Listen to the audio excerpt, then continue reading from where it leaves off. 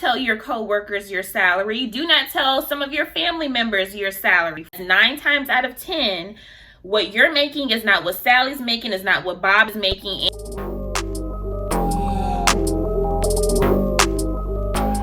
Hey you guys, welcome back to another video. Today's video is the long-awaited Q&A. I'm so sorry it took this long for me to get this video out to you guys, but we are here. I do not like long intros, so let's go ahead and get into the video. The video will be split into 2 parts. The first part will be everything administrative assisting, career life, salary, all that good stuff, which y'all came here for. The second part will be any personal questions that you guys have asked me. I do have a lot of questions. Like, I have a notebook full of questions and answers, so I'm not sure if we'll get to part 2. Hopefully we do.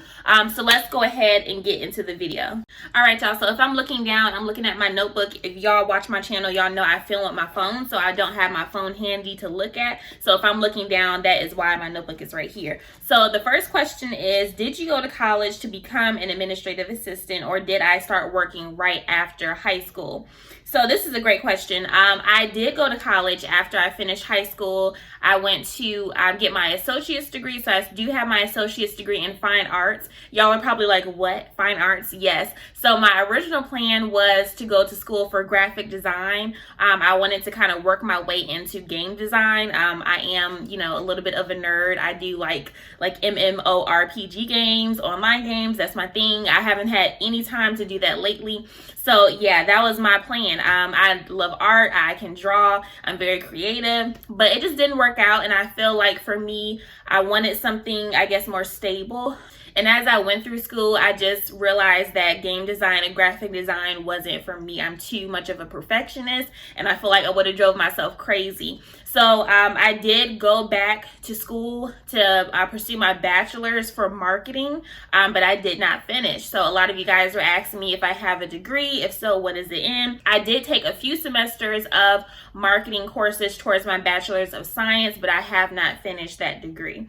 And then the other question was, did I start working after high school? I have been working since my senior year of high school. My first couple jobs were retail jobs. I graduated to doing like receptionist work for a grooming and boarding facility, and then I got my first full-time job at a what would you call it? Not engineering, but a software company. So that was my first full-time job. I worked there for a couple years, and then I worked in a call center in sales, and then this is my third full-time job, what I'm doing now, an administrative assistant. So yeah, you guys, I hope that answered that question. All right, so the next question is, how did I become an administrative assistant, and how did I get into the field? So like I just told you guys, I was working full-time at a call center right before I got this job, but I failed to mention that I was also working a part-time job as a driver for a shuttle bus company for the airport, y'all. I was doing it all, okay? I've done it all, basically. So I was working 11 to 8 p.m. at the call center, and then about 4 to 5 days out of the week, I would work from 9 p.m. to 4 a.m. at the shuttle bus center, which is crazy hours. And y'all are probably like, Hannah, why were you working that hard? I was working that hard because I wanted to save up to get my own place. So that's why I was working myself to death. And I just got to a point where I was exhausted, and I wanted a career that could support my lifestyle and where I was trying to go, and basically make the same amount of money that I was working with those 2 jobs in one job. And I was also looking for stability. I'm someone who likes routine. I like stability. I like to know when I'm going to get paid, when I have to go to work, when I'm leaving work, what I have to do. I'm that kind of person that likes routines. So administrative assisting just felt like the right career path for what I was wanting. And I'm also a very organized person. I'm a perfectionist, so I felt like that would draw out my strong suits. And like I said, I did have a little bit of background in office work and things like that, so I felt like it was right down my alley. Next question is, when did I start this job, and how long have I been an administrative assistant? I started this job May 7th of 2018. So next year, I'll be coming up on my 3-year anniversary. So I've been at the job for about 2.5 years now. This is the only job that I've been an administrative assistant at. My first full-time job, you could kind of say I was an administrative assistant because I did a lot of the same tasks that I did here, but that was not technically my title there at that position. But yeah, you guys, 2.5 years, and I love it. The next question is, how did you get experience for the job? And they also asked about my work background. So I told you guys about my work background. I would say most of my experience came from my position. Well, actually, I will say this. The two jobs I've worked several jobs in retail. Let me just say that. I've worked several retail jobs, and all of those jobs have taught me customer service, how to interact with customers, how you talk with customers, how you deal with customers, all that good stuff. So that prepared me to deal with the customer and client side of things. Fast forward to my first full-time job. That's where I learned about CRM systems, different systems and software out there. I learned about, like bookkeeping, things like that, record keeping, record management, how to work with confidential information, how to set up contracts, things like that. So that job did teach me a lot. That was a great job to get as my first full-time job, so I'm very thankful for that. And then my second full-time job, I worked at a call center, and again, that was more of the customer service, phone etiquette, things like that, how to, push a sale, things like that. So all of those positions, even though they weren't directly administrative assisting, taught me things that I use in my job now. So that's one thing I would say to y'all. Even if you don't work as an administrative assistant now, have a teachable spirit and see what you can learn from the position that you're at now to get you where you want to be.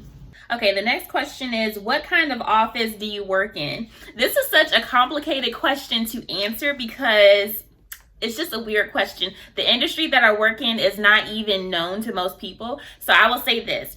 I work for a company that's family owned that assists the state's water and sewage authority. So I don't work for the state water and sewage authority, but I work for a company that assists in what they do. So I know you guys have seen me mention inspectors and things in some of my other videos. It's kind of associated with that, but not really. So yeah, that's what I do. But overall, I work in an office. We have drivers that go do their job. So I assist with scheduling, phone calls, invoicing, deposits, credit card payments, all that good stuff. So that's what I do in the office. And a lot of you guys were asking me if I'm a medical administrative assistant. I am not. I do not know anything about medical administrative assisting. I did look up a video on YouTube, and there was a girl that walked her day through the life being a medical administrative assistant. So I will link that down below for you guys, because there were a few of you guys who were asking me about certifications, medical administrative assisting, and things like that, and I do not know anything about that. That is not my career field. And that's the thing about administrative assisting. You can do so many different things within that job title. You can work in medical, you can do legal, public relations, engineering. There are so many different fields that need administrative assistance, so you can really apply to positions based off things that you're interested in. So yeah, you guys, that's that. And then we're going to get into the big one, y'all. So many people have asked this question, what is your salary? So let me spill the tea for y'all. Okay, so before I get into my salary, let me just say this pro tip, okay? Never tell anyone your salary. The reason I'm telling y'all is because I feel like this is a teachable moment. Y'all are asking me questions based off being educated about something, right? But if you're in the office, do not tell your coworkers your salary. Do not tell some of your family members your salary, friends. Only tell people you trust your salary if it's even needed for you to tell them, because jealousy is a real thing, and especially in your work environment, you don't want to cause friction, tension, and unnecessary issues, because 9 times out of 10 what you're making is not what Sally's making, is not what Bob is making, and it just can cause a lot of issues. So do not, under any circumstances, share your salary with anyone. In the long run, it just messes up relationships, okay? So food for thought. But I did want to share with you guys the average salary range for an administrative assistant. So I did some research, and based off what I saw, the average is about $27,000 to $58,000 average. So that's a pretty good salary to live off of, especially if you're single, or especially if you are supplementing your spouse's income. And now to my salary. So I'm going to give you guys a range. I'm going to give y'all a tight range, because I just don't want to just be like, I made this much, and y'all sit there calculating with your calculators how much I make a month. Look, I'll give y'all a tight salary range of how much I make. So I make, and this number is like what I'm seeing. This is after taxes. Yeah, after taxes have been taken out. Y'all, I had a slow moment. Yeah, this number is after taxes have been taken out. So this is what I'm taking home. So my range is 38 to 40. Tight range, so y'all get like pretty exact numbers of what I'm making. So 38 to 40 take home, pretty good money, especially for someone who's living on your own. I feel like that's a good salary to be able to live on your own, pay for your expenses, do other things. So yeah, you guys, that is what I make for y'all who were asking.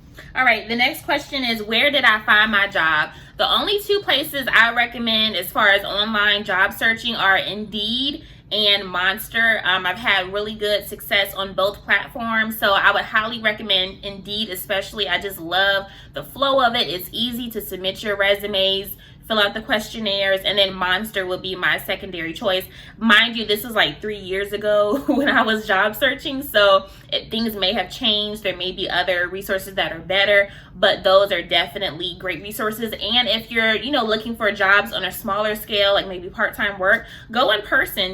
Retail jobs, receptionist jobs, go in person, ask if you can fill out a application. Some people still do that, and then that way you're just showing your face, getting your face out there so people know who you are. The next question is, how did I learn everything at the job? So I think this person was referencing one of my videos. I think it was my second day in the life of an administrative assistant video where I was telling you guys about like me knowing how to do everything at the job, etc. There was a lot of on-the-job training, hands-on training, so that was very helpful for me, especially because I'm a visual learner. So they actually showed me how to use QuickBooks, the way that they use it, showed me how to do this and that. So that was really helpful for me. And then also I found that they actually preferred that I didn't have a lot of experience so that they could teach me their processes and the way that they like to do things. My coworker, she already had previous experience as an administrative assistant. So for her, it was kind of like a learning curve having to learn their way of doing things because she knew how to do it a different way for so long. So that's, I say that to say sometimes companies don't really care if you have experience because they are willing to teach you and train you on how their processes work. And I will also say, have a teachable spirit and be willing to learn. Be willing to take on more tasks and more tasks. So that way, like I said in that video, when it comes time for a raise, honey, no questions, you know what I'm saying? Because you're an asset to the company. So that is a way that you can make yourself an asset, being teachable and learning all of the processes in the office so that you are valuable to them. All right, so the next question is, how do I plan out my work days and how do I delegate my work for the week or for the month? This is a great question. So I do have a little notepad. I don't think I've ever shown this on my vlogs, but I do have a little notepad that I write down my tasks for the day. So if that's doing emails, invoicing, reports, whatever needs to be done that day, I will write on my notepad before I even start my work. And that way I have a checklist to go by. So that way I'm being as efficient as possible and getting everything done in the 8 hours that I'm there. Now for bigger tasks, like for things that don't need to be done that day that I can kind of push off.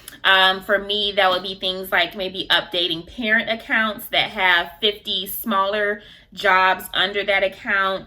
Sometimes I have to update the billing information for those accounts, or if I'm updating the report books, which I do monthly, things like that don't necessarily have to be done, that week or that day, but they do have to be done eventually.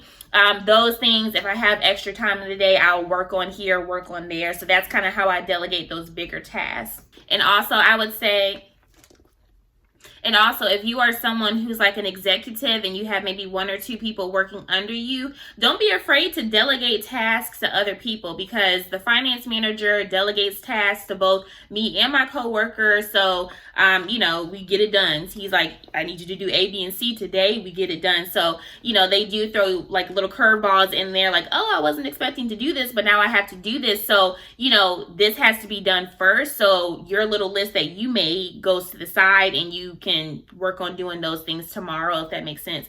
But yeah, that, and then just staying organized is the best way to be efficient, you guys. So checklists, calendars, reminders on your computer, great ways to stay organized at the job. Okay, so enough about me. These next few questions are questions for you guys to help you guys get into the field.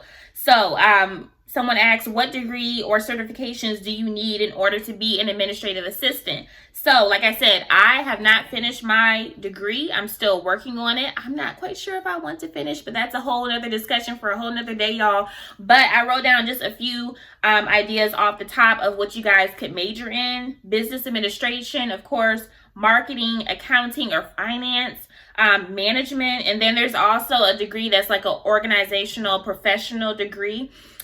These are bachelor's degrees. So 9 times out of 10, most companies will want you to have a bachelor's in a related field. So that's why I did throw those out there.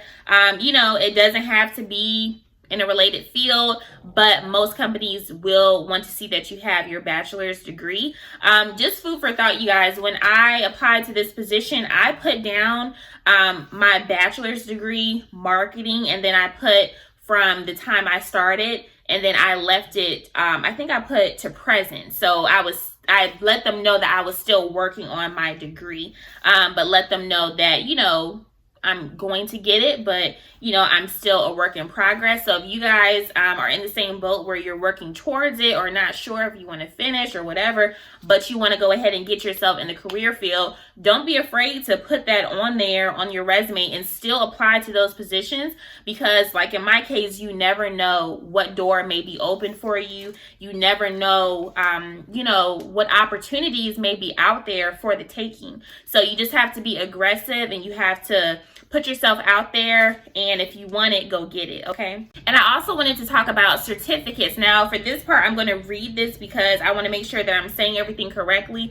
Now, there are certificate courses that you can take through colleges that will give you some preparation for some of the basics that you'll experience as an administrative assistant. So some of those basics are office management, staff support, information and record keeping, communications technology, travel, meeting planning, and then office efficiency and work environments. So those are just some of the things that these college courses will teach you. So this is a great option if you have no background, if you're wanting to learn more and to put on your resume. And then these courses will also help to prepare you for what's called the CAP certification, which is the Certified Administrative Professional Exam.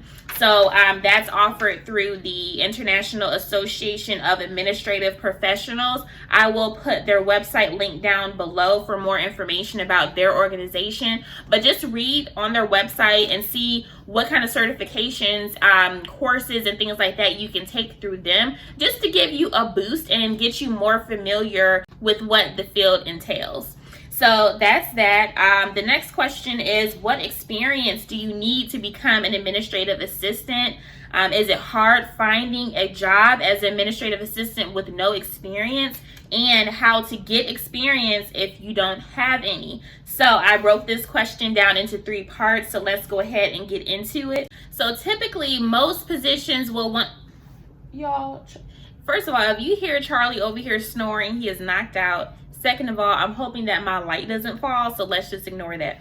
But most companies will want you to have 5 to 8 years of experience. I have seen some job postings that will want you to have 2 to 5 years of experience. So I know that number can be discouraging, especially if you're someone that doesn't have any experience in the field. You will most likely just skip over that listing. But like I said, don't do that, because you never know what companies are looking for exactly.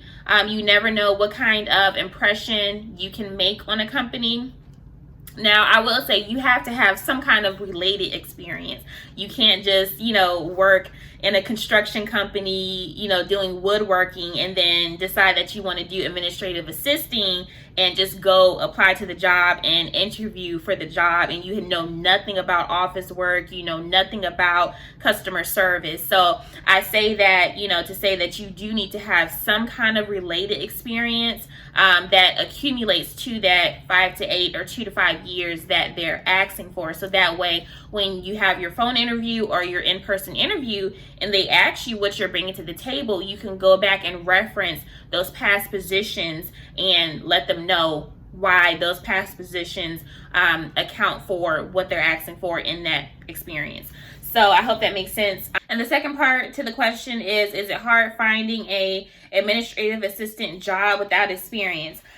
So honestly, yes, it is hard. I went on several interviews. I would say at least maybe 8 to 12 interviews before I got hired at this position. And out of all of those interviews, only the job that I work for now and one other company actually offered me a position.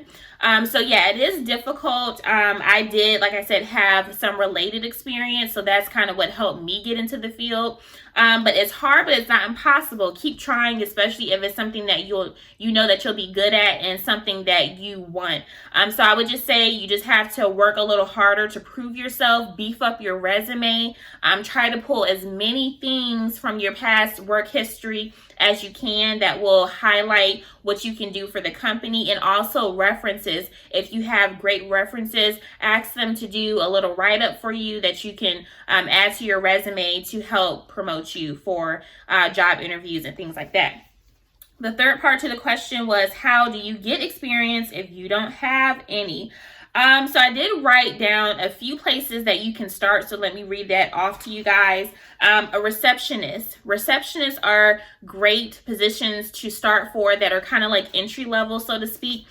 So receptionist, secretarial work, you can do that at a doctor's office or family practice. You can do that at a car dealership, a law firm. So just to throw some ideas out there for you guys. You can also become a clerk for the government. So that's also a great way to get some administrative experience under your sleeve. You can also work in sales at a call center, a loan office, etc. You can become a leasing agent or a leasing consultant for a property or apartment community. Those are great ways to get experience in the field, and they don't require as much experience. I think for the leasing, you may have to get a certification of some sort, but the experience that you're getting in those positions will, in the long run, help you to get where you're wanting to be. And then you can also, if you're in high school, well, not in high school, but if you're in college, snag a job on campus, maybe at the library, at the bookstore, just to help you get started with beefing up your resume. So those are a few entry-level positions that you can work towards so that you can work your way up to becoming an administrative assistant. The next question is, do I need to learn accounting to be an administrative assistant? No, you do not, unless it's otherwise stated. So if they're asking for that specifically, yes, you need to have accounting experience, bookkeeping experience under your belt. But I would say if you know accounting, then that's always a plus, but it's not typically required. The next question is, how long was the training process and how was it? So for me, the training process was about a month. They started me with very basic stuff, which was just reports. So I would just type different reports up, things like that, submit it. They will look it over. I think they were looking to make sure that my accuracy was on point and to see how efficient I was in the office. And then about after a month, that's when they bumped me up to doing invoicing by myself, deposits by myself, and things like that. The training process I had was great, very hands-on. I got to shadow, so I was watching, what my coworker was doing, how she did it. And like I said, it just really depends on your office. My office was very warm and friendly. I felt comfortable asking questions, but if you don't have that experience at the position that you work for, just do a lot of research to see, what you can learn about how things work, and maybe find a little office buddy that will be willing to teach you some things in the office. So hopefully you can find some ways around that if you don't have, a warm experience, especially with bigger corporate companies. A lot of them don't really take the time to teach individually. So you're kind of there as a number, but don't let that discourage you. So yeah, you guys, the next question is, what's in my work bag? I'm going to put a little iCard here because I did show you guys what's in my work bag. I think the last vlog I posted. So if you are wondering and you're curious, go watch that vlog. It'll be linked here and down in the description box. The next question is how to make your presence known at your company and how to be confident in the workplace. This was a great question and I had a lot of points. So let me read off the points and I will expand on that. So the first part of the question was how to make your presence known at your company. Positive attitude and just having a welcoming personality. You don't have to be over the top, y'all, but just be warm and welcoming. You don't want to be like the negative Nancy of the office, someone that when you walk down the hallway, you kind of avoid them. You don't want to be that person, okay? So positive attitude. Hi, good morning. How are you? Basic office banter, right? We all know what that is. We all know how to do it. That goes a long way. Work ethic. Your actions speak louder than your words. I am very quiet, y'all. I know I run my mouth here on YouTube, but I'm very quiet in the office. Everybody else is like, blah, blah, blah, blah, blah. I'm just like, But I'm loud when it comes to results and what I can do in my work ethic. I'm working hard, and, that speaks for itself. So that's another great tip. Now, I would say this. If you are asked your opinion, or if you're asked how the company can do better, give your opinion and recommendations on how your company can improve their processes to become more efficient. If they ask you, don't just go giving your 2 cents, because some people don't like that, okay? But if they ask you, definitely give recommendations on how the company can improve and be more efficient, because, they want to make as much money as possible with doing as little work as possible. So, and then also 3 things: be dependable, respectable, and trustworthy. My notes say, don't gossip in the office, y'all. Be on time. And being on time means being early. So, get to work 5 minutes early so that you can get yourself situated. That's always a good look, and that lets the company know that you're dependable, that you will be there. Do not call out because you just don't feel like going to work that day. Go to work, right? And then, always complete the tasks that are given to you. So if your manager or higher up gives you a task to do, make sure that it gets done on time, because that's a really good look for you. The next thing is to have a teachable spirit and be willing to learn. That goes such a long way, you guys. We don't know everything. There's always something that we can learn. I'm learning new things every day in the office. So having a teachable spirit will definitely help you with promotions, will help you just learn the office in general. And it's just a good look when you're working for a company. Okay, and then the second part to the question was how to be confident in the workplace. For me personally, when I look good, I feel good. So just looking the part, I know I look kind of dusty most of the time, y'all. But, when I do dress up, I do feel great, and I feel productive, and I feel ready to start the day. So if you are like me, dress up, make yourself look presentable. I'm not in contact with customers and clients on my day-to-day, only by phone. So it's not that essential, of a thing for me to dress up. But if you are someone who is face-to-face with your clients and customers, you definitely should always be looking the part, because you are a reflection of that company. So if you are, especially in front of customers and clients, dress up, look nice. But if you're like me and it's just basically all over the phone, still look good for yourself, but it's not that big of a deal, especially if the company has a casual dress code or dress requirement. And then the second thing is know that they hired you for a reason. So that's always a confidence booster. They hired you, sis. You have the job, okay? So there's no reason that you should not be confident in the office. Shine, you know what I'm saying? Do your thing. They hired you because they like you. So know that they want you to be there. The third point is don't be afraid to ask questions. Y'all, I think I'm losing my voice, but don't be afraid to ask questions. That's always, for me, a confidence booster, because I know sometimes we can get hard on ourselves and, we feel dumb because we may not know how to do something. Ask a question. Get the answer to the question. That way you can feel good about your work and what you're doing. And that way you don't have to ask the question again because you have your answer. And then also know that you will learn everything that you need to know in due time. So that goes back to what I was saying. I learn new things every day. Don't let that discourage you or make you feel less than because you don't know how to do something. You will learn how to do it over time. Don't rush the process. Whenever it's time for you to know how to do it, you will know how to do it. Okay, so that's that. I'm going to do a few more questions and then I'm just going to have to wrap it up because I feel like the video is getting long. So the next question was, how do you budget within your salary, paying rent, etc.? I thought this was a good question because I feel like it's very relatable, especially being a single person living on your own. You know, you make the money, but how are you spending that money? And all I can say to that is just live below your means, y'all. When you do get your job, your dream job, you know, don't go crazy. Live below your means, and especially and account for the lifestyle that you're wanting to live.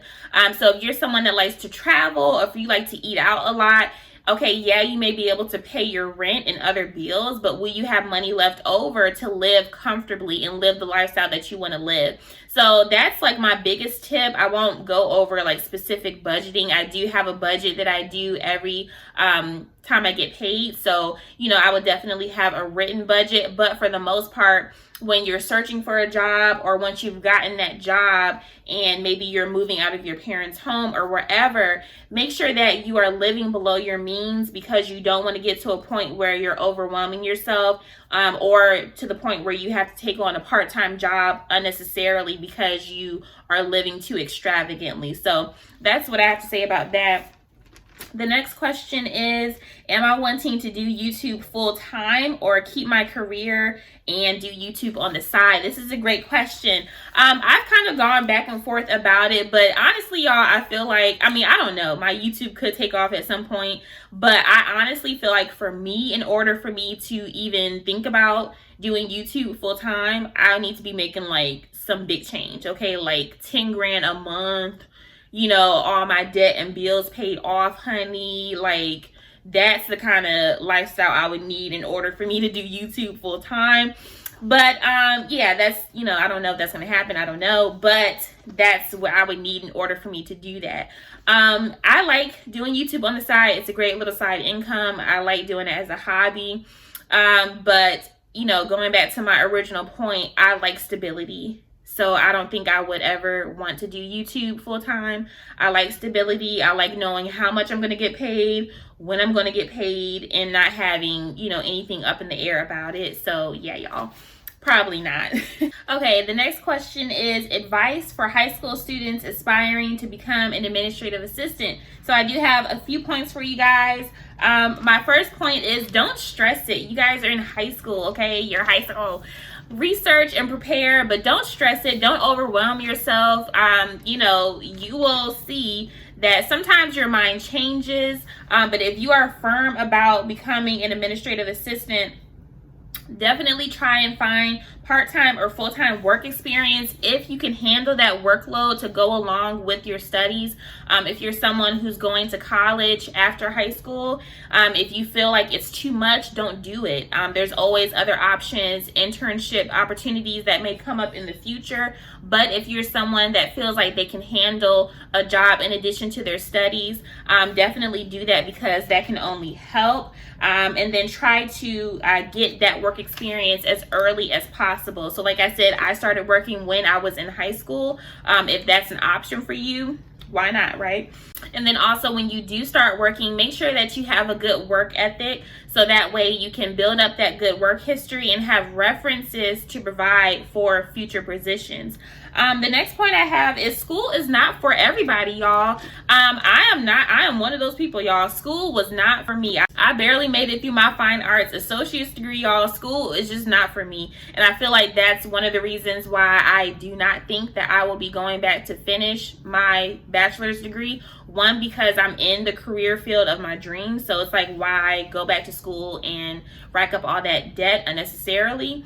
And two, I just don't have the drive, I feel, to complete it, especially doing like online or hybrid studies. I just don't feel like I have the capacity to do it. So I say that to say school is not for everybody. If you're someone who's in the same boat, work experience. I mean, work experience, that's what they say, bachelor's and or 5 to 8 years of work experience.